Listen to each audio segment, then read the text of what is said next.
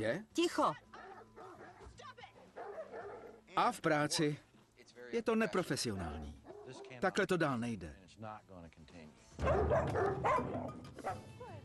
Ashley na posedlost psy Dám si nohy křížem. rozčílila Joshe. Nemyslel jsem, že budu dělat tohle. Dokáže Viktorie přesvědčit Ashley, aby ustoupila? Máš stejnou úzkost z odloučení jako oni. Nebo zanechají Dogy jejich domov Asi teď běhají po domě a trhají polštáře na gauči. a manželství? Podrž ty dveře. Nemůžu. V troskách. Ona to roztrhá. Kdo to udělal?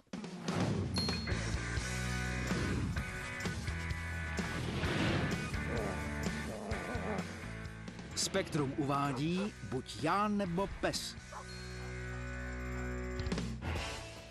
Victoria Stilwellová cvičí psy ve Velké Británii a Spojených státech téměř 14 let.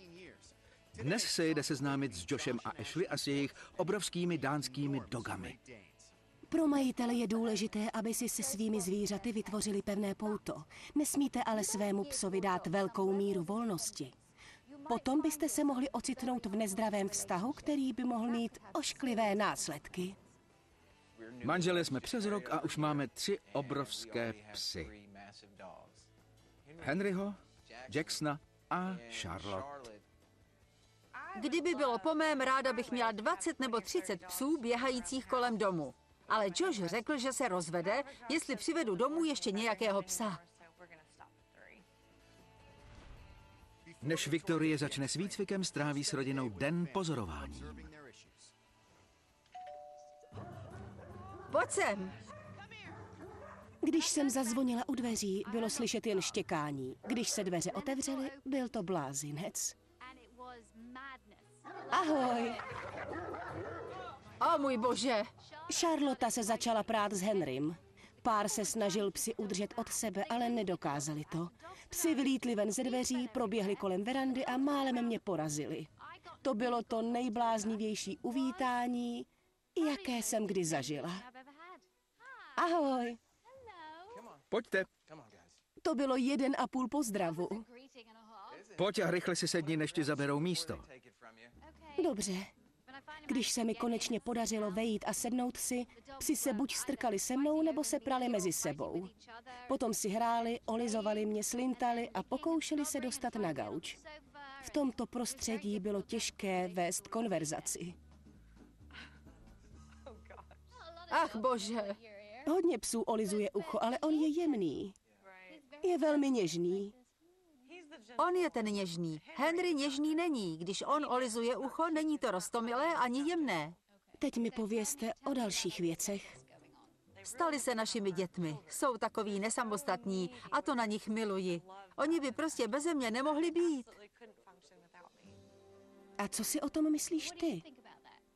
Já na tom nejsem úplně stejně. Ashley je považuje za svoje děti. Nikdo z nich nedokáže žít bez ostatních.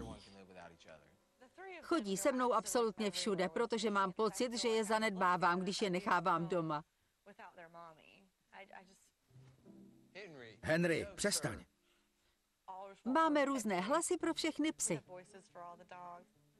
Ashley začala mluvit různými hlasy. Jižanský přízvuk měla pro Henryho. On je Jižan. Trochu pomatený britský akcent pro Jacksona. Na gauči si dám nohu přes nohu a dělám, co chci. A princeznovský přízvuk pro Charlottu. Jsem krásná princezna. Trochu divné, ale vtipné. Další návyk, který Ashley převzala, je vaření gurmánských jídel pro psy 2krát denně.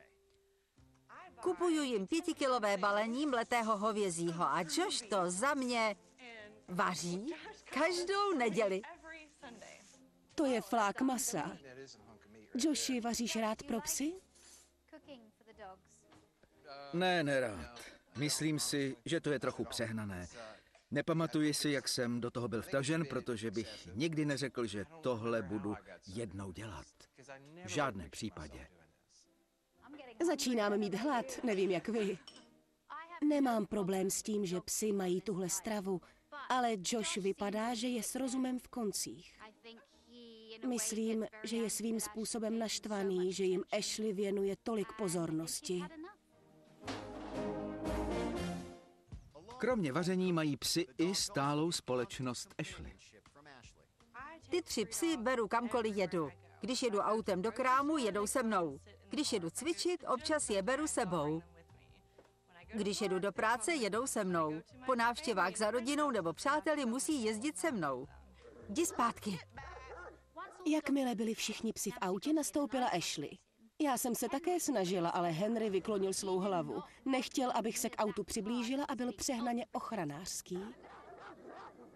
Pokusím se sem dostat, aniž by mi ukousl hlavu. Ticho, Henry, přestaň!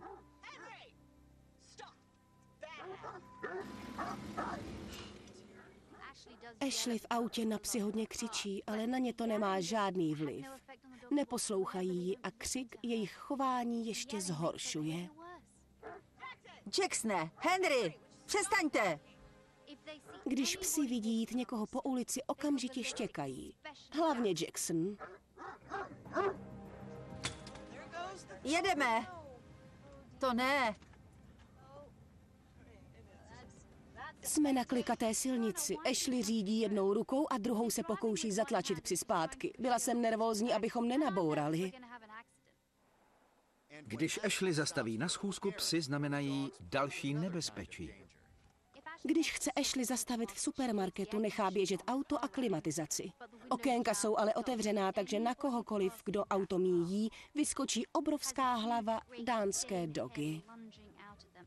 Nedotýkejte se jich. To je obrovská zodpovědnost. Jela jsem už v mnoha autech s problematickými psy, ale tohle byla ta nejbláznivější jízda autem, na které jsem kdy byla. Jacksone, ticho! Další místo, kam si Ashley doprovázejí každý den, je její práce. Všichni chodí do práce se mnou, protože je odmítám nechávat doma samotné. Ahoj, Těší mě. jsem Ellen. Jsem Ashlyn otec a tady jsem také šéfem. To mi alespoň říkají. Můj bože, To je blázen. to není hezké. Když jsme přišli k Ashley do práce, bylo vidět, že psi mají v kanceláři volnou ruku. Jaké to je pracovat v prostředí se psy? Občas je dost těžké dělat obchody. Psi jsou neurvalí a tak mám strach, aby někoho nepokousali. Hlavně Henry. No prostě, dělá mi to starosti. Z Ellenova pohledu jako majitele to je velmi neprofesionální a já s tím souhlasím. A nezdá se, že bychom to nějakým způsobem zvládli. Přestaň. Co se stane, pokud bude tahle situace pokračovat? Takhle to dál nejde. Pokud s tím nic neuděláme, bude muset zůstat doma. Se psy. Vyhodíš svou dceru? Ne, nechal bych jí odejít. Když můj otec řekl Viktorii, že by mě nechal odejít, byla jsem v šoku. Vždycky jsem to brala jako vtip, ale když to řekl Viktorii, myslí to vážně. Co to pro tebe bude znamenat, když tě otec nechá odejít, jak to říká? To by byla pro nás obrovská finanční zátěž. Právě jsme koupili náš první dům. Byl to velký stres. To by bylo hrozné. Josh a Ashley jsou novomanželé. Své manželství neměli začít takhle. Teď mají obrovské psy. Je to velká zodpovědnost. Psi běsní doma, v práci, v autě, prostě při každé situaci. To je vyčerpávající. Za chvíli se Ashley vysměje Viktorijiným obavám.